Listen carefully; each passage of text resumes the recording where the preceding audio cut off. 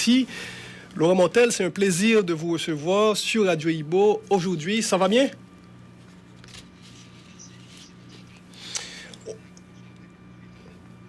OK, parfait. Alors, Laurent, on commence avec les pré-olympiques féminins, bien évidemment. Je ne sais pas si vous aviez la chance de regarder le match Canada-Costa Rica d'hier soir. Canada a gagné seulement 1-0. Et on peut dire que le Costa Rica était dans le match jusqu'à très tard. Et au regard de ce résultat et de notre match contre Costa Rica, vous dites quoi finalement sur la participation d'Haïti aux dernières pré-olympiques? Oui, j'ai regardé le match. J'ai aussi regardé, même s'il était très tôt en France, j'ai regardé également USA contre le Mexique. Je ne nourris pas forcément de regrets parce que chaque match est différent. Je moyen, même si on a beaucoup de retard, on a moyen de Costa Rica éventuellement espérer terminer deuxième. Je reste mesuré sur le résultat qu'on aurait pu obtenir parce que je point qu'il faut prendre le temps de construire. Et si on avait terminé deuxième, quelle équipe avait un effectif qui commençait à fatiguer énormément. On a eu bon nombre de blessures. Voilà, je sais pas. Voilà, je reste mesuré par rapport à cela. Et maintenant, avez-vous été surpris par l'équipe costaricaine? Je sais que vous avez un staff vidéo avec Jonathan et Llorente qui ont fait un bon travail à ce niveau-là. Est-ce que vous avez été surpris? Non. On a la chance justement. On a la chance d'avoir Jonathan qui travaille avec nous et avec son œil de professionnel puisqu'il évolue en première division française, en Ligue 1 française avec Montpellier. Il avait fort bien analysé, on avait fait notre travail, mais les USA, mais il nous avait également dressé le profil du Costa Rica, il nous avait donné quelques éléments en plus de ce qu'on avait. Je suis pas surpris, je savais que c'était une bonne équipe. Je pense que le Costa Rica, pour le moment, dans son projet est en avance sur nous. Je pense qu'on aura les moyens assez rapidement d'aller les chercher sous condition qu'on mette en place certaines choses. Voilà. Le Costa Rica a des joueuses qui jouent régulièrement dans différents championnats. Elles sont habituées aux joutes des championnats, ça répète les matchs internationaux. Vous pouvez regarder le nombre de matchs que ces filles ont joué pendant 2 ans, elles s'en connaissent. Il y avait 50% de l'équipe qui joue dans un club au Costa Rica, d'autres qui jouent en Espagne. Cette équipe a un temps d'avance, elle joue beaucoup, ces joueuses sont toutes en club, ce qui n'est pas le cas d'Haïti. Haïti, on a des joueuses de qualité, pétries de qualité, ça c'est indéniable, mais quand on regarde bien notre effectif, nous avions que 4 filles qui évoluent dans les championnats, 4 filles qui évoluent, les autres ne jouent pas. Ça va se régler, mais elles ne jouent pas. Et à ce niveau-là, si vous ne jouez pas, vous ne pouvez pas rivaliser. Voilà, je reste mesuré parce qu'on sort du match contre les USA. Si on l'avait pas joué en premier, peut-être que le match du Costa Rica, on l'aurait joué différemment. Et j'avais pour projet de dire que si on ne pouvait pas gagner le Costa Rica, il fallait surtout ne pas le perdre. On a joué, on a peut-être beaucoup trop joué, on a été très maladroit, on n'a pas fini, vous le savez, vous avez vu le match, on a malheureusement été maladroit. Il y a aussi des faits de jeu, quand on regarde un petit peu la faute sur Micarline où la joueuse du Costa Rica doit prendre un rouge et un coup franc pour nous, la faute sur Nerilia où on doit avoir un coup franc et un jaune pour le Costa Rica, l'arbitre ne siffle pas, il y a une contre-attaque, on fait des erreurs, on prend un coup franc, on prend un but. Je pense qu'on est naïf et on est jeune. Et il faut qu'on apprenne vite. Voilà, tout simplement. Donc, vous voyez, quand on regarde avec du recul, moi je me pose la question, bien sûr que j'aurais aimé, on aurait aimé avec l'équipe, parce qu'on a une équipe formidable, j'aurais aimé terminer deuxième et jouer ce match. Mais vous savez, vous avez regardé le dernier match pour le Panama, vous avez vu qui j'ai fait rentrer. J'ai fait rentrer 3 jeunes joueuses qui sont U20, qui sont très jeunes, avec Gaëlle, avec Maudeline, très très jeunes. Si on était passé, je commençais à être très court en effectif. Je pense qu'il y a un vrai travail de préparation à faire au centre, différent. Je pense qu'il nous faut des filles qui jouent dans les clubs. Si notre futur objectif, c'est de se qualifier, de bien préparer et de se qualifier pour la Coupe du Monde 2023, on a 2 ans, il ne faut pas perdre de temps. Il ne faut pas perdre de temps. Ouais, bon, malgré tous ces déficits, coach, on a fait quand même jeu égal avec cette équipe, contre cette équipe du Costa Rica. Et on encaisse 2 buts, c'est vrai, les fautes non signalées, etc. Mais 2 buts qu'on aurait pu éviter.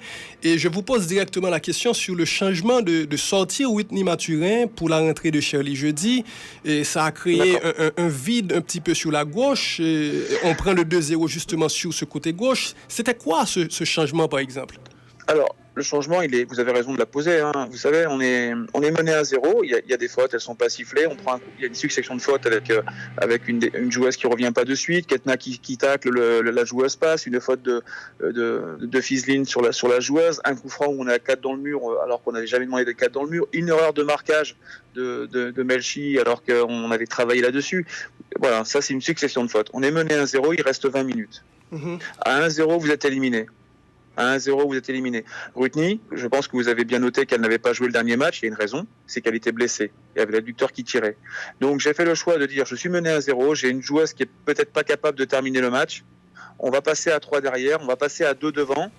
On va jouer différemment, c'est pas forcément mon projet de jeu. J'aime avoir la possession, jouer, redoubler, etc. Mais en 20 minutes, je me suis dit, bon, on est mené, on va tenter, il faut jouer vers l'avant et tenter le tout pour le tout. Je vais pas attendre les 5 dernières minutes pour le faire, je l'ai fait tôt. Peut-être je l'ai fait très tôt, vous avez peut-être raison, mais si je l'avais fait les 10 dernières minutes, on m'aurait dit il l'a fait trop tard. J'ai l'expérience en France m'a donné souvent raison dans mes changements, et puis c'est vrai que sur là-dessus, bon voilà, on constate que ça m'a pas donné raison parce qu'on prend le but tout de suite sur une erreur où les filles coulissent pas, elles sont deux à la chute, etc. Vous avez raison, mais je l'ai fait tôt pour essayer d'égaliser tout de suite, et avec un partout, vous voyez que le 1 partout, on aurait été qualifié. C'est ça. Bon, maintenant, l'idée aussi, c'est que je n'ai jamais vu finalement qui a joué au poste d'arrière latéral gauche après ce changement.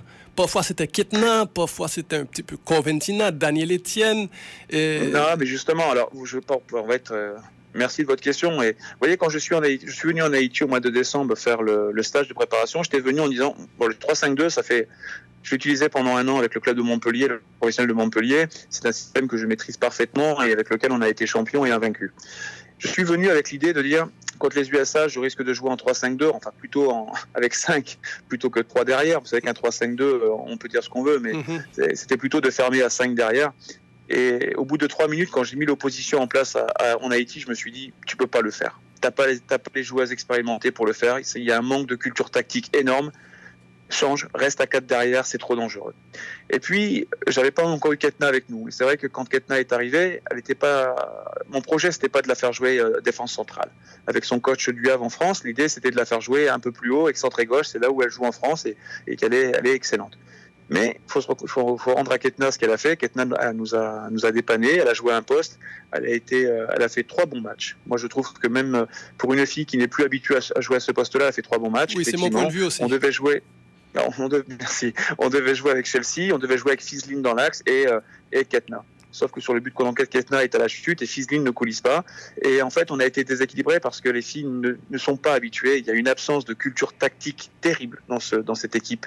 Il y a une absence tactique, mais il faut qu'on travaille. C'est pour ça qu'il faut qu'on fasse des matchs amicaux, qu'on essaye des 4-3-3, des 4-4-2, des 4-2-3-1, des 3-5-2. Il faut que les filles apprennent. Alors, normalement, c'est pas mon travail de faire ça. Normalement, les filles, quand elles jouent en club, elles ont une culture tactique. Il y a un déficit terrible tactique et il faut qu'on arrive à réguler. Voilà. Mais donc c'était certainement pas à Dany de le faire, ni à Melchi. On n'a pas su jouer à 3 et je pensais que Ketna expérimenté allait le faire et finalement il a eu un retard et on l'a payé cher. Voilà. Ok, très bien. Maintenant, à 1-0, on était éliminé. Donc à 1-0, on était éliminé, ça ne change rien. 1 ou 2, c'est pareil. J'ai fait le choix. J'espère que l'histoire nous dira que plus tard, dans des changements, actuellement, j'ai plutôt de la réussite. Là, j'en ai pas eu. Vous avez raison de le signaler. J'assume ce choix que j'ai fait peut-être trop tôt, mais je l'ai fait au bout de la 23e parce que je voulais revenir au plus vite dans le score. Et à 1 partout, on était qualifié. Ok, maintenant, sur le commencement de cette pré-olympique-là, on joue contre les États-Unis et votre équipe tient tête au numéro 1 mondial toute une mi-temps. Et c'était une surprise agréable, ça, non? 65 minutes. 65 minutes. 65 minutes. Oui, alors, j'ai passé mon temps à travailler sur le 1, de fermer les espaces, de fermer l'intervalle, de coulisser. Les filles ont fait un travail remarquable. Malheureusement, vous voyez, on prend un but au bout de la première minute. Alors que, et c'est ainsi, on est sur un but complètement valable. Vu un petit peu ce qui s'est avec notre but qui est refusé pour un hors-jeu sur corner. Bon, ça n'existe pas, vous le savez.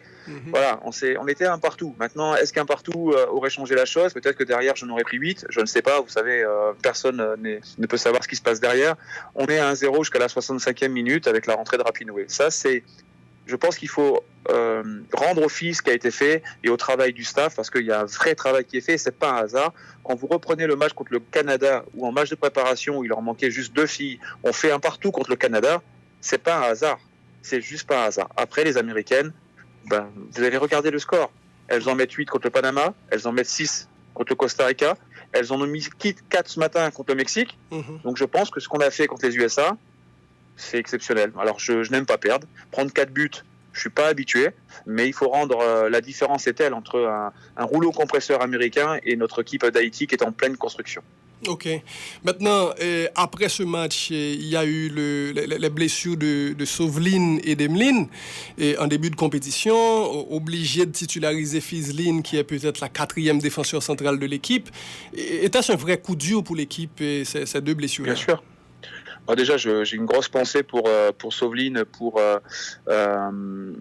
Rachel et pour Angéline, parce que c'est vrai que les petites ont subi une opération, on les a perdues, mais pour l'équipe, évidemment que Fizline avait fait un très bon tournoi à Porto Rico, elle avait fait des bons matchs, elle est habituée à ce poste, c'est une fille qui dégage quelque chose et en défense centrale, on avait besoin d'elle, donc oui, on a perdu sur blessure. Bon, voilà, c'est une rupture des ligaments croisés, comme vous le savez. Ça, c'est une blessure elle a déjà eu cette opération à un genou. Voilà, ça arrive dans le football féminin. La rupture des ligaments croisés, c'est assez fréquent. Et malheureusement, voilà, ça nous a été préjudiciable. Ensuite, bon, vous me dites que j'ai mis Emeline. Emeline traîne une blessure depuis 8 mois. Donc, c'est pas une blessure, c'est pas pendant le stage de préparation que ces filles se sont blessées. Les filles étaient blessées bien avant cela. Si on est parti à 25, c'est pas un hasard, c'est que je voulais aussi me prémunir de tout ça et avoir des filles supplémentaires au cas où. Et vous voyez, on a bien senti. Angéline était blessée avant de venir, Emeline était blessée avant de venir. Rachel, je savais qu'elle n'allait pas jouer. Rachel, j'avais pris Rachel parce que je voulais qu'elle soit avec le groupe, je voulais qu'elle soit gérée par la kiné, qu'elle ait des soins et qu'on s'occupe d'elle pour éventuellement la récupérer pour les matchs de qualification pour la Coupe du Monde U20 en République dominicaine. Voilà, vous voyez, tout ça a été réfléchi et travaillé en amont avec la fédération. Mais oui, c'est un coup dur. Et Fizline, pour moi, Fizline, c'est pas une défenseur centrale forcément. Je l'avais envisagé plutôt comme un rôle de sentinelle 6, où là, en fonction du système de jeu, elle peut être intéressante. Maintenant, Fizline a fait le travail. Moi, je trouve que elle a donné des satisfactions à ce poste, même si c'est pas son poste de prédilection. Mais elle a fait le travail et on peut la remercier de ce qu'elle a fait. Ok, venons à présent sur le fond du jeu de l'équipe, coach. Il me semble que vous privilégiez un jeu de contre-attaque avec beaucoup de longs ballons vers les attaquants. Il se trouve que ça n'a pas vraiment marché. Absolument pas. Je peux pas vous laisser dire ça. Écoutez, j'ai passé plus de 2 ans à Montpellier. C'est plutôt un jeu de possession qu'un jeu. En aucun cas, je suis favorable. Pas avec la sélection. Où on jette vers l'avant. À la sélection, le problème de la sélection, c'est que vous avez des filles qui ne jouent pas ensemble, des filles qui ne jouent pas dans des clubs, des filles qui ne sont pas habituées à répéter des matchs amicaux. Et je parlais de la sélection. Essayer d'avoir la possession. Oui, mais moi je vous explique parce que ça c'est quelque chose que je peux pas entendre. Moi, l'idée c'est qu'on puisse jouer, mais pour jouer, il faut s'habituer à jouer ensemble. Il faut s'habituer à répéter les animations. Le problème c'est que pour répéter une animation, ça dépend de l'adversaire. Contre les USA, vous pouvez difficilement mettre votre jeu en place parce que vous avez vu que le rouleau compresseur. Je pense qu'on a besoin, et je l'ai dit, on a besoin de jouer contre des adversaires comme le Costa Rica ou comme le Panama, des équipes sur lesquelles on est soit un peu meilleur, soit un peu en dessous, de manière à avoir le temps de jouer et à répéter les choses. Là, notre équipe n'avait fait aucun match amical. J'ai pris l'équipe à Porto Rico, nous avons fait 0 match. 0 match. Et pour développer une philosophie de jeu, un projet de jeu, pour que les filles assimilent notre projet, il faut répéter. Vous pouvez l'écrire sur un tableau, vous pouvez la demander, vous pouvez la faire en séance. Ça ne change, c'est pas ça. Le match, c'est le match qui vous donne, c'est le match qui vous permet d'évaluer. C'est pas forcément les entraînements, c'est pas les vidéos, c'est pas le match, les matchs, la répétition des matchs. Et il faut qu'on travaille sur la répétition des matchs. Je pense qu'on a les filles pour jouer. On a les filles pour jouer. En aucun cas, si vous prenez écho sur ce qui a été fait pendant les séances, les 4-3-3, c'était au sol. Il y a eu aucun ballon aérien. Il y a eu aucun. C'était que du jeu. Que du déplacement, décroché, coulissé, etc. Combine. Le but contre le Texas, contre l'Université Texas, regarde le nombre de passes que l'on fait avant que Melchi lobe la. aussi passe, appui remise. C'est ce que je souhaite. Densité, combinée, c'est ce que j'aime. Et je pense qu'on a l'équipe pour le faire. J'ai pas une équipe pour faire des longs ballons et gagner au duel. Vous le savez, en Haïti, c'est pas notre projet. On peut pas avoir ça en Haïti. Je dis pas que ça se fait pas, mais c'est pas le projet. On n'a pas les profils pour faire ça. Okay. Pour moi, j'ai pas le profil de joueuse pour faire ça. Donc, on doit travailler. Et on va encore regarder les matchs à nouveau. Ce n'est pas le projet. Ce n'est absolument pas le projet de jeu. Bon, maintenant. Et ça correspond pas à la philosophie d'Haïti. Aussi. Ok, donc je comprends tout ça. Maintenant, le projet étant de plus faire jouer balle au sol, et vous insistez souvent sur la notion du temps, et il faut donner du temps à cette équipe pour grandir.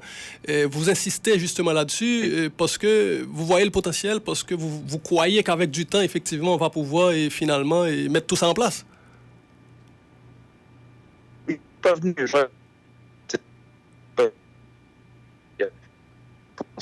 Qui, homme, femme, il y a un potentiel intrinsèque de footballeuse et de footballeurs. Il y a des vrais. Le problème, c'est qu'il faut les développer, les qualités. Développe pas. Il faut les développer, il faut les maintenir. Pour l'instant, elles ne sont pas développées. Tant que les filles ne joueront pas régulièrement dans différents clubs, on n'avancera pas. Et tant qu'on ne multipliera pas les matchs internationaux, on n'avancera pas. Si notre objectif c'est 2023, il faut qu'on se donne les moyens de nos objectifs. Et donc, il faut qu'on travaille. Et voilà ce que je pense. Plus de compétition maintenant, et le championnat national féminin haïtien a pris fin en juin dernier, juin 2019, et ça fait déjà 7 mois. Est-ce que vous en avez parlé, par exemple, à la fédération à ce sujet?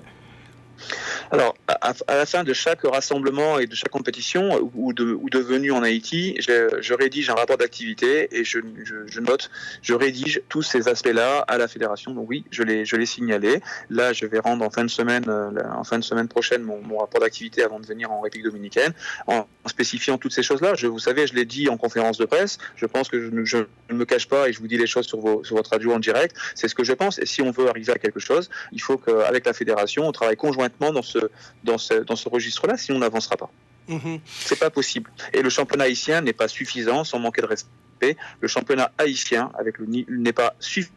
Si on parle de Jeux Olympiques, si on parle de Coupe du le championnat haïtien n'est pas suffisant pour nos filles. Il faut réfléchir à d'autres, j'ai déjà donné quelques idées, quelques projets, il faut réfléchir à une autre formule pour que nos filles puissent jouer davantage et être habituées au stress du match. Les filles doivent être habituées au stress du match. Et là, il n'y a pas de stress du match. Jouer contre des garçons, ça ne remplace pas l'intensité du football féminin. Ce n'est pas utile. Si vous jouez contre des garçons, vous n'avez pas forcément le temps de poser votre jeu et de développer. On doit jouer entre filles. Les filles doivent aller jouer dans des clubs, dans différents clubs, que ce soit en Europe ou autre. Mais en tout cas, ou en Haïti, mais elles doivent jouer. Elles doivent jouer, avoir un stress de match. Et j'ai une question, coach, sur la talentueuse Coventina. Pourquoi les entraîneurs, et ce n'est pas que vous, Mokola avait déjà essayé ce que je vais te dire là, pourquoi les entraîneurs préfèrent l'utiliser milieu défensif alors qu'elle pourrait être très dangereuse à la finition? Alors, si vous avez bien regardé la composition, uniquement contre les USA, elle a été en basse avec Dani, mais sur les deux autres matchs, elle a été pointe haute. Elle a été pointe haute dans le 4-3-3. Hein. Alors, c'est elle qui, sur le match, descend énormément chercher les ballons, notamment contre le Costa Rica. Elle a fait beaucoup d'efforts contre le Panama, mais dans le projet de jeu, c'est pour ça que c'est pareil. Covent, c'est une très bonne joueuse. Quand elle a le ballon, mais quand elle n'a pas le ballon, elle sait qu'elle est en difficulté. Elle doit apprendre à mieux se positionner, ce qui permettra à la récupération de se projeter plus vite. Covent, quand elle est bien positionnée vers l'avant, etc., quand elle est bien orientée, elle est très explosive et elle peut faire de grandes différences. Mais elle doit apprendre à mieux se positionner. L'idée, c'est qu'elle n'était pas en point de basse, sauf contre les USA. Elle était sur le dernier match, elle était avec Shirley dans le triangle avec deux têtes. Hein. Elle était en dessous des attaquantes. Hein. Oui, mais contre Costa Rica, par exemple, avec Dani, elle était la joueuse plus bas positionnée au milieu de terrain, non? Mais c'est pas ce qui était demandé. C'est pas ce qui est demandé du tout. Okay. On lui a fait la remarque. Elle devait être avec Nerilia, elle devait être avec Nerilia avec 2-8. Nerilia, je l'avais recentré dans l'axe sur ce match-là, parce qu'on avait besoin des caractéristiques de ces deux filles-là, parce qu'on sait très bien qu'elles vont très vite vers l'avant, et que le Costa Rica, on savait que, quand on avait analysé la vidéo, les joueuses du Costa Rica, elles ne revenaient pas assez vite, et que si on jouait vite vers l'avant, et on ne l'a pas assez fait, on était capable de leur poser problème, et les qualités de Nerilia et de Melchi devaient nous permettre de le faire. Mais c'est vrai que Melchi a eu tendance à être plus basse que Nerilia et de venir avec Dani. Mais c'est pas le projet. Moi, cette joueuse-là, pour moi, c'est une joueuse qui doit être, à milieu offensif, en dessous des attaquants. Voilà. Ouais, bon, c'est ce que je pense. C'est comme ça que je souhaite l'utiliser. Ok, maintenant pour la Coupe du Monde des moins de 20 ans également, peut-être que cette question vient trop tôt.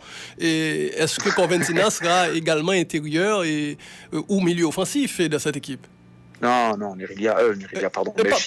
Melchi, je veux dire. Melchi, elle doit être à la tête du triangle, elle doit être en pointe haute.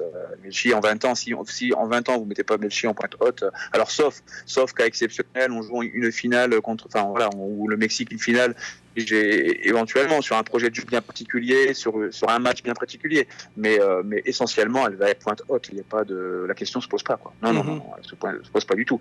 Mais justement, le travail vidéo lui a permis aussi de regarder un petit peu son positionnement et de s'interroger. On a la chance d'avoir Melchi qui est très exigeante avec elle-même et qui regarde avec attention les vidéos et d'ailleurs elle est agacée quand elle voit qu'elle n'a pas forcément bien fait. Elle a vraiment cette rigueur pour bien travailler. C'est très bien ça. Une bonne attitude. C'est une très bonne attitude de Melchi. Ok. Et sur le but qu'on avait encaissé contre le Costa Rica, là, le coup de pied arrêté, oui. Est-ce que en fait c'est comme ça que vous travaillez ces actions défensives, c'est-à-dire à chaque homme un homme en situation de coup franc indirect? C'est ce que j'ai remarqué sur le positionnement. Ouais, vous avez remarqué, parce que vous avez remarqué que dans le coup franc on était 4 et que dans le mur on doit être 4 et que on n'a jamais d'être 4, donc là il y a une erreur. On n'a pas arrêté de demander de sortir du mur, on ne devait pas être 4, ça n'a pas été fait. Vous avez Melchi parce que c'est Melchi qui est au marquage sur la file, Rodriguez qui marque. C'est ça. Le problème, qu'on a un gros problème d'attitude défensive. On est souvent mal orienté parce qu'on ne sait pas défendre. Le problème, c'est que défendre, ça s'apprend. Et que là, on ne sait pas défendre. On ne sait pas s'orienter pour défendre. Voilà, tout simplement. Et donc, on doit travailler dessus. C'est pour ça que je vous dis qu'il est urgent que les filles aillent en club pour travailler. Il est urgent. On a passé 15 jours à travailler sur un 4-3-1, sur les attitudes, sur l'orientation, sur fermer les espaces, sur les etc. Ça, c'est pas le sélectionneur. Le sélectionneur, il n'a pas ce travail-là à faire normalement, pas autant à passer. Je dois être sur la gestion des détails. Et on n'était pas en 1 pour 1 sur les coups de pied défensifs. Tout était imprimé, affiché, et chaque joueuse savait là où elle devait être. Et en aucun cas, on devait être en 1 pour 1 derrière. En aucun cas. Ok. Maintenant, le Mexique, les États-Unis, le Canada, ils ont toujours été les seuls représentants de la CONCACAF au mondial féminin U20 jusqu'à 2018. Et la participation historique d'Haïti il y a 2 ans. Comment voyez-vous ce défi-là, le défi des éliminatoires de la Coupe du Monde des moins de 20 ans féminins qui arrive le 22 février? Alors, je sais, l'attente est grande. Maintenant, il faut remettre dans son contexte. C'est vrai que les filles sont qualifiées au dernier mondial. Simplement, il y avait, il me semble-t-il, 3 qualifiés. Et là, que vous avez bien noté qu'il n'y aurait que 2 qualifiés sur ça. Donc ça change un petit peu la donne, parce qu'effectivement, vous avez le Canada et le Mexique qui font figure d'épouvantail. Maintenant, écoutez, j'ai encore des vidéos à regarder. On sait que si on fait le travail comme on doit le faire, on devrait arriver, sans manquer de respect à nos adversaires, on devrait arriver contre le Mexique en demi-finale. Et si vous passez le Mexique, vous savez que vous êtes qualifié. Donc, il faut construire. On aura justement, je réclame des matchs où on peut poser notre jeu. Je pense que dans les matchs de poule, on va pouvoir développer notre jeu et accentuer là-dessus. Je pense qu'on jouera davantage offensif que défensif contre ces adversaires-là. Contre le Mexique, j'attends de voir un petit peu comment ils vont évoluer dans leurs matchs de poule pour mettre en place une stratégie et de voir un petit peu si on doit les craindre ou pas, tout simplement. Mais là, on a une génération pour jouer et on va tout faire pour jouer. Donc, vous avez déjà fait votre petite simulation. Ça devrait donner Mexique jusqu'à demi-finale, c'est ça? J'aime pas faire ça. Par respect vis-à-vis de l'adversaire, je n'aime pas faire ça parce que je trouve qu'il faut prendre les matchs les uns après les autres. On a des matchs de poule. Déjà, pour moi, voilà, l'objectif est de terminer premier de la poule. Maintenant, on n'est jamais à l'abri de quoi que ce soit, mais l'objectif, c'est ça. Je vous dis, les filles ne jouent pas en club. Maintenant, ça fait quand même un mois qu'on travaille ensemble. On repart une semaine en stage avec elles. Ça veut dire qu'on les aura eu 7 semaines si on va au bout de la compétition. J'ai quand même bon espoir qu'en travaillant 7 semaines avec les filles, on arrive à sortir certaines choses. Donc, même si c'est pas le même groupe, si elles sont plus jeunes. Il y a des filles avec lesquelles j'ai pas encore travaillé, mais le coach Lala au centre a énormément travaillé avec les petites. C'est l'histoire d'un groupe, d'un staff. C'est pas Laurent Mortel, c'est l'ensemble des personnes qui travaillent au centre, etc. Et ça, il faut pas le rappeler. Faut le rappeler, pardon. C'est un travail d'équipe, de staff, avec l'ensemble des personnes qui travaillent. Donc oui, l'idée, c'est sans manquer de respect aux adversaires. L'idée, c'est d'aller en demi-finale contre le Mexique dans un premier temps, et voilà, et de jouer notre pour essayer de se qualifier comme ça a été le cas en 2018. Je regrette cette histoire d'équipe de 2 qualifiés et pas 3, que le Costa Rica et le Panama soient qualifiés direct. Enfin, voilà, je regrette un petit peu ces choses-là. Ça ferme quand même beaucoup de portes. Tout comme c'était le cas avec les A, les USA étant championnes du monde en titre, j'ai quand même du mal à comprendre pourquoi il n'y a que 2 qualifiés. Ça vous prive quand même de beaucoup de solutions, je trouve. Oui, j'ai l'impression que c'est parce que Costa Rica et Panama, ils organisent conjointement la Coupe du Monde. C'est ça, tout à fait, exactement. Oui, tout à fait. Ok, une de mes dernières questions, coach. Vous étiez responsable du football féminin à Montpellier, je crois, si je ne dis pas de bêtises. J'étais responsable du pôle élite et en lien avec je travaillais avec M. Saez qui était sur la D1. Et donc, dès que les internationales partaient en stage ou celles qui restaient, je travaillais avec les internationales et l'équipe professionnelle de Montpellier, oui. Très bien. Alors, quelles sont les difficultés majeures à travailler dans un pays comme Haïti? Il y a beaucoup de choses, mais je pense qu'avant, il y a beaucoup de choses. Je pense qu'il vous manque un championnat. Il vous manque déjà il y a des filles, il y a de la qualité, mais il vous manque le championnat pour que les filles puissent répéter. Et ensuite, il vous manque également, je pense qu'il faut former vos éducateurs. Il y a un gros travail à faire de formation des éducateurs. Moi, je suis prêt à contribuer je suis prêt avec le DT, etc., pour contribuer, notamment par rapport aussi à l'aspect universitaire. Je pense qu'il faut former les éducateurs. Ça, c'est important et pour qu'ils puissent réduire les manques tactiques. Et il y a défensif et offensif. C'est les manques. Voilà, c'est les manques. Après, vous savez que la vie en Haïti est compliquée, est difficile. Moi, je viens souvent. Je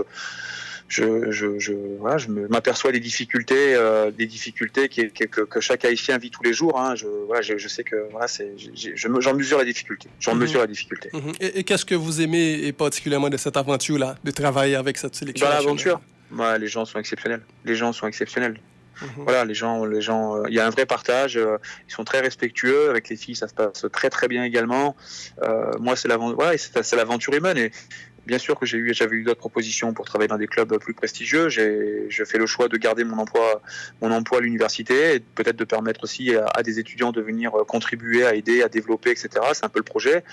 Et puis aussi, à ma manière, d'essayer d'aider certains jeunes à intégrer certains clubs chez nous, notamment en France, pour avoir des conditions de vie plus décentes et pouvoir justement vivre autrement. Voilà, c'est un peu mon projet. Écoutez, c'est mon projet humain à mon niveau, à mon humble niveau, de contribuer comme je le peux. Voilà. Okay. J'aime beaucoup travailler avec la population haïtienne. Ok.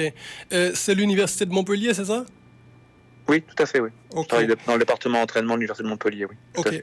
Une dernière question. Je sais que vous n'aimez pas forcément faire ça, mais si vous devriez sortir 3 individualités au cours de ces pré-olympiques-là, c'est-à-dire pour les 3 derniers matchs, elles seraient qui exactement, ces 3 joueuses, les 3 meilleures par exemple, et sur ce que vous avez vu avec l'équipe à Houston? Non, vous avez résumé. Écoutez, j'ai beaucoup travaillé sur la notion de groupe. Bien sûr qu'on a des talents individuels et vous les connaissez puisque vous les connaissez. Vous avez Nerilia qui joue en D1, donc bien sûr que je pourrais vous citer Nerilia, Melchi. Dans vos slogans, votre force c'est le groupe.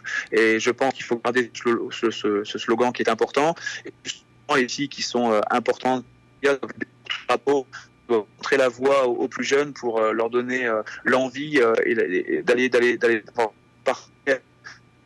Sochi, c'est pas encore fait. Elle est encore en Haïti. Elle a un grand avenir devant elle, évidemment. Mais il y en a d'autres. Mais voilà, je pense qu'il faut vraiment parler au groupe et que moi, je devrais d'avoir 35 filles qui sont à l'étranger et de pouvoir construire mon équipe avec 35 filles à l'étranger. Et je pense que ça doit faire partie du projet qui doit être le nôtre. Il faut avoir un maximum de filles qui puissent s'épanouir, vivre autrement.